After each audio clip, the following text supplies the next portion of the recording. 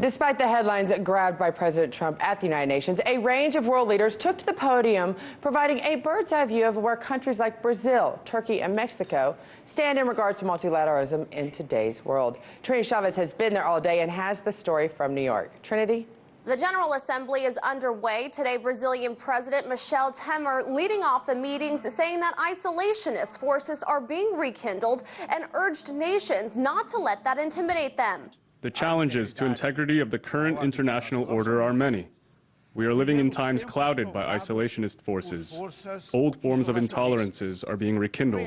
Unilateral relapses are today less of an exception, but those challenges should not intimidate us. He also elaborated on the country's progress in such a short time, attributing it, among other things, to a universalist foreign policy that deepened integration mechanisms. We've knocked down trade barriers and entered into new agreements.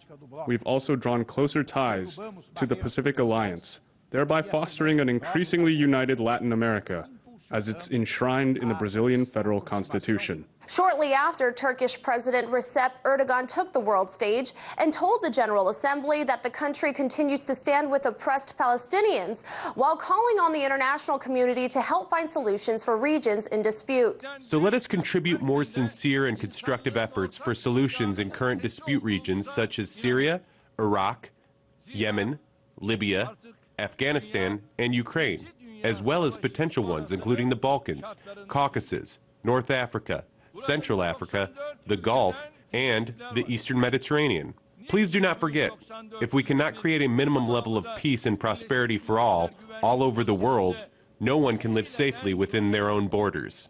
Meanwhile, the president of Mexico, Enrique Peña Nieto, stressed the importance of working to restore human rights in all areas of our world.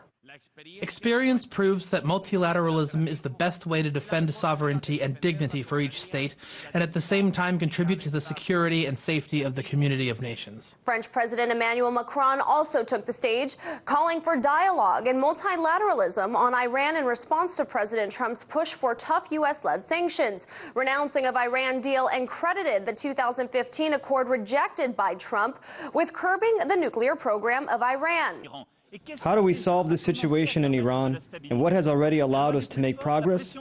Was it the power of the few? Was it the power of the strongest? No. We already knew that the situation was degrading. But what stopped that?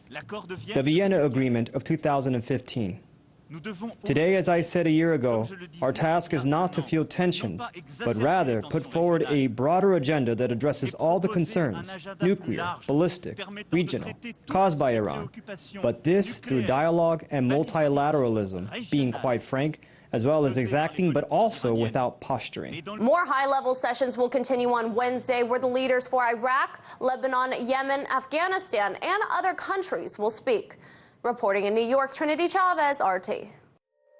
Hey YouTube, thanks for checking out our channel. We hope you enjoyed the video. We have tons of content for you just like this. For more of RT America's one-of-a-kind news and analysis, be sure to subscribe and never stop questioning more.